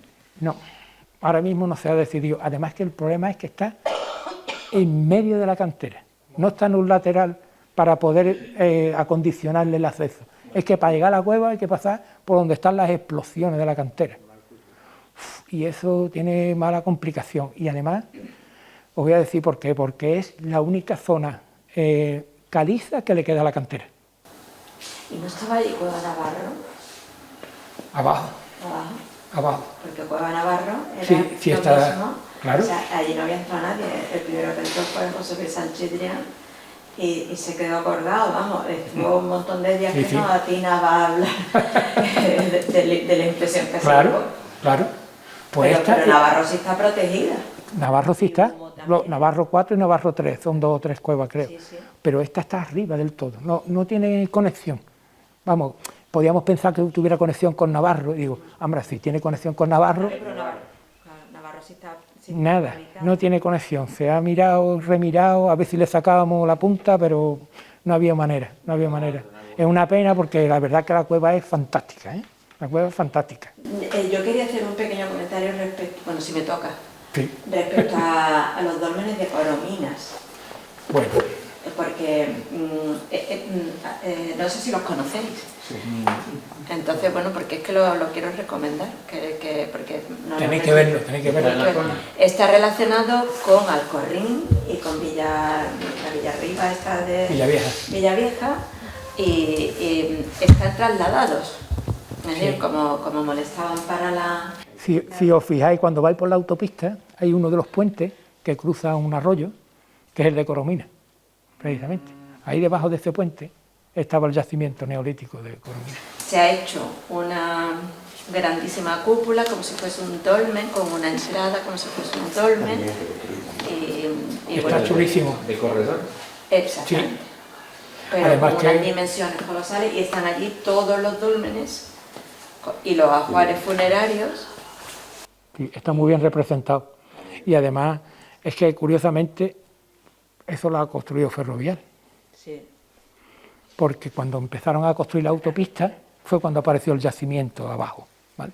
Entonces, claro, los arqueólogos, Ildefonso Navarro y todas en un día que estaba allí trabajando, aquello no se podía tocar en su momento, porque además que es brutal. Y Ferrovial pues dijo, ¿qué me toca? O desvío la autopista, que va a hacer un pastón, o cojo esto como una cuchara y me lo llevo a otro lado. Evaluaron precio y dijeron, me lo llevo. Y está en una zona de Estepona, que son los dólmenes de Coromina, con una cúpula inmensa, pues imitando un dolmen, como dice Margarita. Espectacular. Sí, Ludario es un poquito, no es fío por allí. Sí. Sí. Pero si podéis verlo, y a verlo. Es que es muy interesante, vamos. Mi alumnado. Sí, sí, sí. Y a la Sierra de la Utrera, la ALA, por ejemplo, ha llevado con Paco Torres, ha llevado a la gente de geografía. Claro. Y en la Sierra de la Utrera, otra de las cosas que ha pasado, que nos pasó, a varias personas, más o menos de este planeta, que iban con perros y que habían puesto veneno. ¿Tú has escuchado de ese tema? Toda la semana está la Junta de Andalucía allí buscando el tema. Y se han muerto Sí. una pila de perros y porque no querían que... En fin, no sabemos, hay mucha hostilidad. Los La mismos vándalos que nos pusieron el explosivo en la boca. Efectivamente. Imagínate, poner un explosivo, qué suerte que no hubo nadie allí dentro.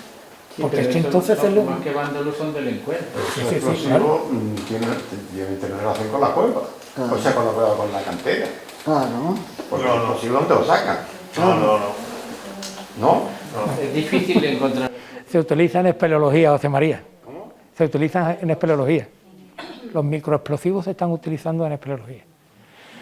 Esas gateras estrechas que estáis viendo, nosotros en su momento, tu época, cuando íbamos nosotros contigo, ¿tú qué decías? Niño, tú que eres más chico, entra por la abuela, ¿vale? Yo entraba. Ahora no se hace eso. Ahora la idea es, lo parto para que yo pueda entrar. Entonces, ¿cómo se parte? Pues con la técnica que utilizan los equipos de rescate de la Guardia Civil y de la Policía Nacional, que son microexplosivos, tipo de cigarrillo aproximadamente, se hace un taladro y se va lasqueando el agujero. A no ser que tú pongas 4 o 5 y te vayas y le pegues un petardazo a aquello, que es lo que nos pasó a nosotros. Porque además en la boca de la cueva se ve los taladros que se realizaron para meter los microexplosivos. Sí. Yo quería preguntarte sobre Alcorrín y cuál es el equipo. Había oído que eran unos alemanes que lo habían empezado a llevar. ¿Cómo se encuentra eso? ¿Qué posibilidades hay de que se divulgue? Pues yo estuve trabajando en Alcorrín desde 2014 hasta 2018, que fue la última, con el Instituto Arqueológico Alemán, ¿vale? Pues lo que pasa es que se hacían campañas en verano, desde mediados de agosto hasta mediados de octubre aproximadamente. La directora se ha jubilado, Dirce Marsoli. El equipo que está ahora mismo trabajando dentro del Instituto Arqueológico no tiene previsto volver todavía. Hay un depósito brutal de material en el castillo de la Duquesa. Todo lo que se retiraba de cerámica, eso se ha depositado en la Duquesa. La excavación está totalmente tapada, no está visible, pero sé que querían sacar un libro referenciado desde las campañas de 2012 hasta la última. Pero todavía tiene muchísimas posibilidades eso, ¿no? Es que estamos hablando de una ciudad muy grande, estamos hablando de un perímetro de 1,5 kilómetros de muralla. Dentro de la muralla, bueno, la muralla es brutal, que tiene 7 metros de ancha. Bueno, lo habéis visto en una de las fotos que hay dos compañeros míos trabajando. Esa es la muralla precisamente de Alcorrín. ¿Y qué parte más o menos la que se ha estudiado? Pues se han hecho excavaciones en diversos sitios dentro del yacimiento, ¿vale? Una zona fue la última que estuvimos trabajando detrás de la muralla, precisamente. Apareció el foso que está delante de la muralla. Otro año se estuvo excavando lo que era el centro de la población y aparecieron las viviendas que veis en la foto, que tienen los suelos de concha, de curruco. Y el 2016 se estuvo trabajando en la zona este y volvieron a aparecer más viviendas. Aquello, lo que pasa es que ahora mismo pues está totalmente tapado y no se tiene previsto. Sé que van a sacar una publicación, porque se han llevado todo mi archivo fotográfico. Pues yo estuve trabajando allí como documentalista de las excavaciones y entonces todo el archivo fotográfico se ha ido allí a Madrid, al Instituto Arqueológico, porque se va a publicar algo importante. Y sé que Dirce Marsoli, a pesar de que se ha jubilado, está empeñada en que se vuelva a hacer otra campaña, porque quedaron muchas cosas pendientes. Ojalá volvamos a Alcorrín y podáis venir a verlo el día de visita del levantamiento de la excavación, porque la verdad es fenicio. ¿Es ya primer milenio? Sí, es primer milenio. Primer milenio de la zona. Además es espectacular, es fenicio, totalmente. Las comunidades de la Sierra de la Utrera estuvieron viviendo. Para que hagáis una idea, el material cerámico y herramientas que hemos encontrado en la Sierra de la Utrera vienen de los castilleros de Alcorrín. Entonces nos da a entender que los indígenas que en su momento vivieron en la Sierra de la Utrera se desplazaron a la construcción de los castilleros de Alcorrín cuando empezaron a llegar los fenicios a la desembocadura del Guadiana. No sabemos por qué motivo se abandona la ciudad de los castilleros de Alcorrín y esas comunidades regresan otra vez a la Sierra de la Utrera. Y se fortifica, fue cuando se fortifica Villavieja. O sea que ahí hay una comunidad relativamente en un espacio muy pequeño, es que estamos hablando de una zona muy cercana, ¿no? Estamos hablando, a pesar de que digamos Casares, os estoy hablando casi pegado ya a lo que es el Secadero, a Tesorillo. Y ahí en medio pues también aparece Manilva, ¿me entiendes? Entonces, en la desembocadura del Guadiaro, Barbézula, Montilla, hay una comunidad muy importante precisamente por el río Guadiaro, ¿vale? Entonces, claro, todo eso nos ha llevado a una historia apasionante que tenemos aquí al lado, ¿no? Bueno. En conexión con, por ejemplo, Doña Blanca, también, todo se moviliza, ¿no? Con la desembocadura del Guadalhorce en Málaga. Te iba a preguntar, Pepe Suárez entonces ya no va a seguir con Porque con Pepe Alcorrín, Suárez sí. estuvo en Alcorrín. Bueno, Pepe Suárez está ahora como director Sí, de está Cerro del Villar, Del Cerro sí, y un poco paralelo, bueno, bastante paralelo. muchísimo. Pero vamos, si se toca algo en Alcorrín tiene que venir Pepe Suárez. Está claro que es Pepe Suárez el que lo maneja, vamos. Pues me parece muy bien. Sí, yo creo que sí, vamos. Además es un tío excelente, vamos. Y bueno, ahora la semana que viene, me parece que, o esta semana, tiene una visita al Museo de Málaga, precisamente para hablar del mundo fenicio, allí. Y bueno, pues también la Sierra de la Utrera tiene otra cosita que no hablamos porque no está dentro de la Sierra de la Utrera, está en los márgenes, que es la Cipo, que es la ciudad romana, que podéis visitarla, eso sí podéis visitarla. Y romanizada. Claro. Y entonces relación, claro, tenemos debajo de Casares precisamente una mina, que es la mina de la Esperanza, es una mina de plomo, y que creemos precisamente que esa mina posiblemente sea medieval, pero a lo mejor tiene unos vestigios anteriores porque no se ha hecho nada allí, ¿no? Y no se ha hecho nada porque precisamente es una de las principales estaciones de murciélagos de la estación biológica de Doñana. La capacidad de murciélagos, Alfredo, 3.500 murciélagos en una mina muy pequeñita. ¿En una fábrica? Sí, y además de 3 especies distintas, o sea que no se ha hecho ningún estudio precisamente arqueológico porque no queremos molestar a esa comunidad, ¿no? Y aparte el montón de guano. Claro, el guano. Y el guano, la pena es que antiguamente se iban la gente a recoger el guano para los huertos, pero ahora no van. Y entonces es curioso que hay un pozo dentro de la cueva que da a unas galerías que hay inferiores, y cuando desciendes por la cuerda pues te metes dentro de una montaña de guano que tiene 3 o 4 metros de alta. O sea, el cono de deyección de murciélagos es brutal. Más o menos.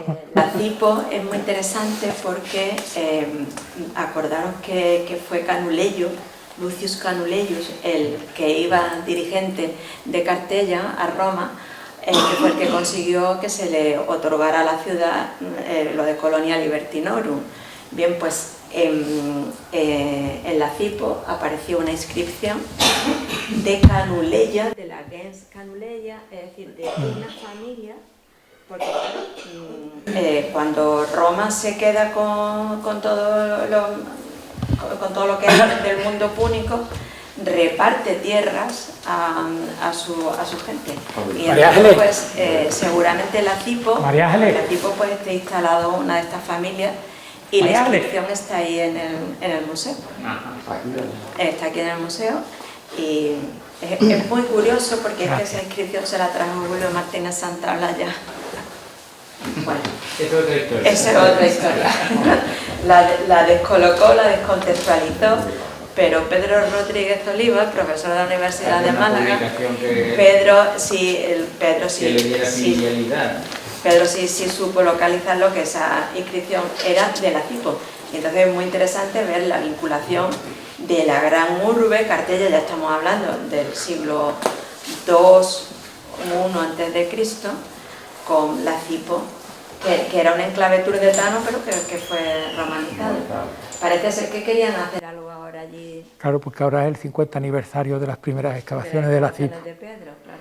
Y entonces lo que se está intentando es hacer algunas actividades precisamente allí en la Cipo. Yo te diré, porque además ya me han dejado de caer, el alcalde me ha dejado de caer de esa inscripción que está en Cartella, que es de la Cipo. Sí. Está aquí en el museo, está aquí en el museo de San Pues está como... Salvador la tiene perfectamente esto. Pedro Rodríguez Oliva ya la localizó. Pues después Salvador la tiene. Sí, porque me lo dijo Salvador, vamos. Sí. Y no sé cómo le ha llegado al alcalde, que el alcalde ha dicho, pues vamos a tener que ir a Cartella a buscar no sé qué. El alcalde es que hemos espabilado. Sí. Lo malo que... El nuevo alcalde que mete el tesorillo. Sí, exactamente. El Pepe Carrasco era distinto. Pepe Carrasco era distinto, pero vamos, son gente muy más fabricada también, ¿no? Lo interesante, hombre, si volviera esa inscripción a la Cipo, pues sería interesante. Es el 50 aniversario. Tenéis que tener allí... Bueno, tú no, porque tú no eres de Casares, pero para que se lleve la inscripción tienen que tener un local habilitado. El tema es la pelea que tenemos allí en Casares, precisamente porque no tiene museo. Claro, y la casa de Blas Infante está ahora mismo todavía, no sé si la han abierto ya. No, todavía no, está todavía en obra. El problema que tenemos en Casares es que no hay sitio apenas, ¿no? Y entonces, Pues contaros, por ejemplo, que todo eso que habéis visto de la excavación, todo ese material, cerámica, herramientas, armas, todo eso está distribuido.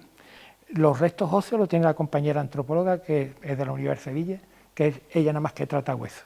Además, esta chica estuvo trabajando cuando se estuvo investigando el tema de Miguel de Cervantes, allí en Alcalá, y es una de las principales alumnas de Botella, creo que era.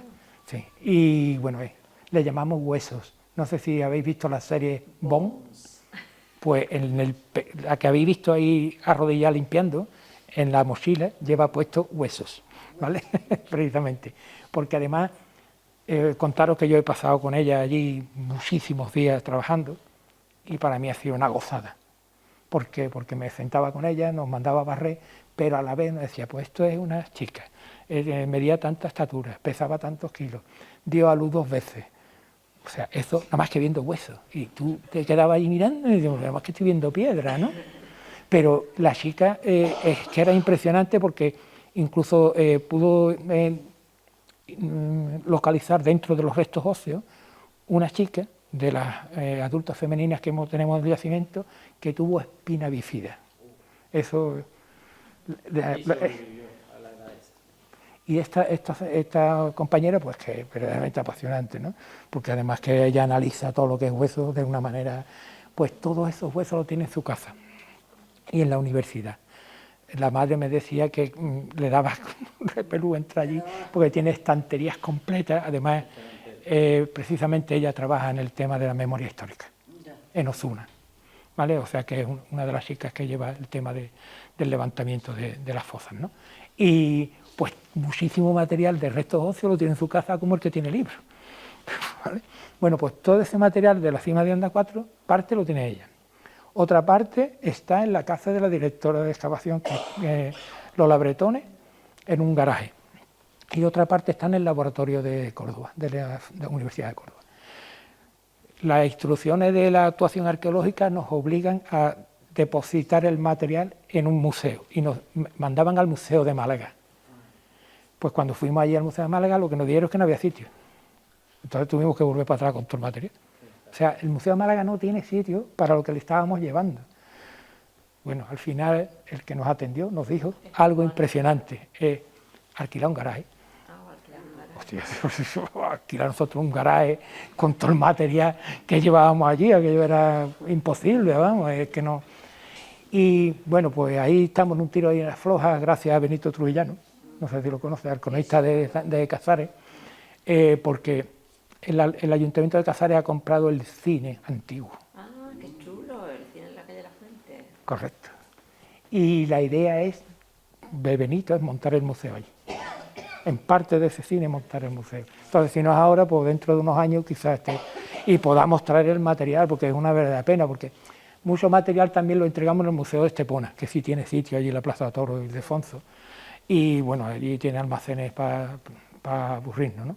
Y aprovechamos eso, pero claro, lo suyo es que todo ese material, porque es que hay cosas apasionantes, de herramientas y de armas, de los enterramientos, tenemos desde hachas pulimentadas, de todo, ¿no? De todo un poco, y entonces eso tenía que verlo la gente.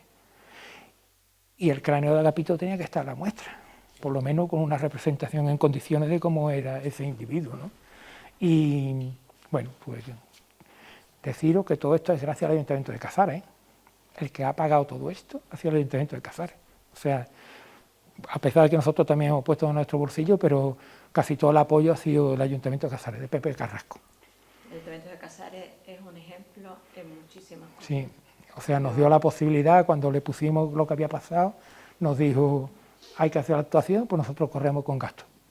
Transporte, comida, material, los muestreos de ADN que se han mandado a Estados Unidos, a Beta, todo eso lo paga el Ayuntamiento de Casares. O sea, entonces cuando el Ayuntamiento de Casares nos llama para cualquier cosa, pues vamos. Está claro. Sí, sí. Además, bueno, tenemos al primer casareño en la cueva, vamos. Precisamente, bueno, esperemos que no sea el primero, que haya alguno más antiguo. Posiblemente sí, porque ya digo, el material que apareció allí abandonadillo, que no lo hemos sacado, precisamente se ha vuelto a enterrar para que aparezca en su momento, sabemos dónde está. Son 3 herramientas útiles, posiblemente musterienses, porque tienen toda la pinta, ¿vale? Además, hay cositas muy interesantes. Por ejemplo, tenemos un diente de tiburón inmenso, que es casi así de grande, pero que tiene los taladros porque alguien lo utilizó como colgante. Entonces, imaginaros que las cuevas nuestras están a 2,5 kilómetros de la costa. O sea, el marisqueo venía de la costa. Ellos, desde la cueva allí a la desembocadura del río Manilva, tenían un paseo, vamos. El tiburón ya sería fósil cuando lo sí, trabajaron. exactamente. Eso tuvo que ser una localización allí, ¿vale? ¿Sabes dónde saqué yo, uno que estaba conmigo? Detrás del Campi San Roque, había una cantera de fósiles. Sí, pero sí, un día, sí. dándole ahí, sacamos uno así de grande. Sí. Eso se lo quedó él, que yo hace 40 años que no lo veo. Claro. Bernardo, donde está el restaurante Bernardo, aquí en San Roque, ahí hay un yacimiento marino de 20.000 años. Claro, allí te paseas y ves las paredes todas llenas de conchas, hasta de peregrinas, ¿no? Y fíjate dónde está, ¿no? He encontrado caballitos de mar fósiles por esta zona, he Sí. encontrado también erizo y un diente de tiburón que entra. Mi niña encontró un diente de tiburón allí también.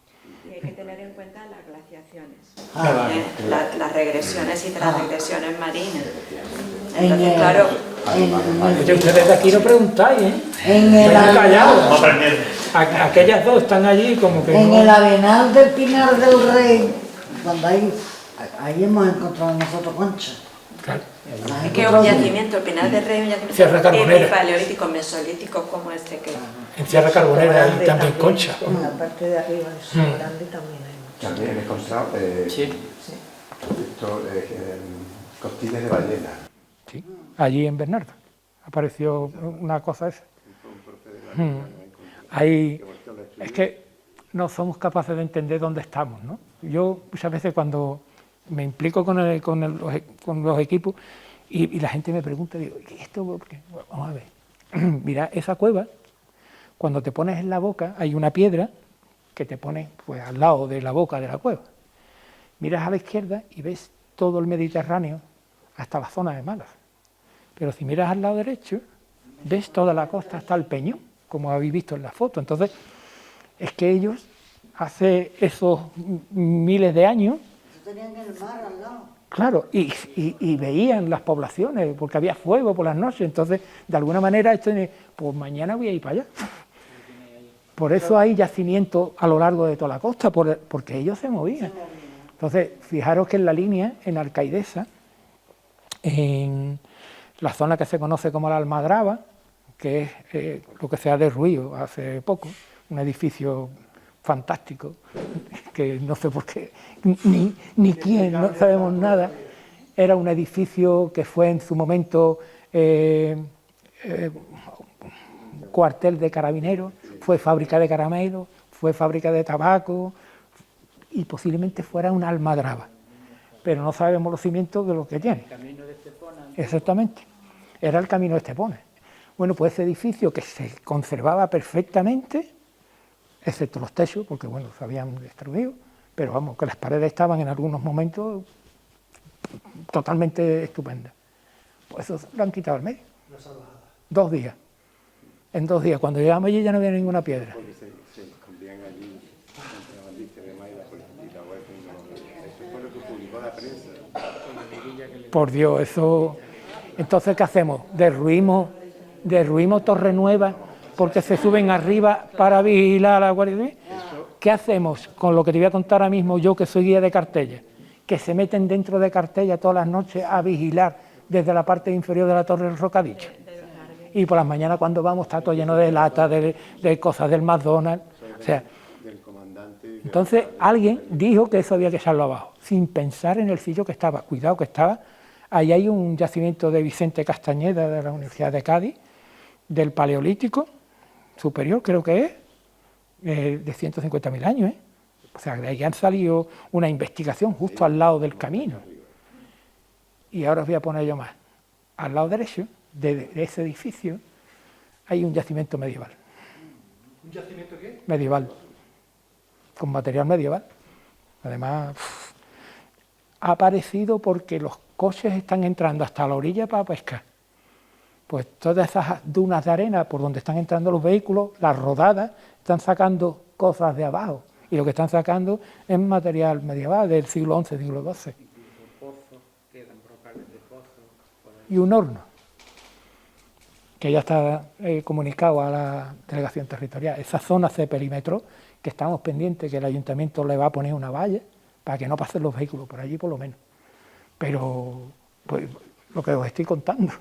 Si es que muchas veces hablamos de que Cazares, no sé qué, Málaga, pero si es que no había frontera en la historia. Entonces, es que me ha pasado cosas curiosas, ¿me entiendes?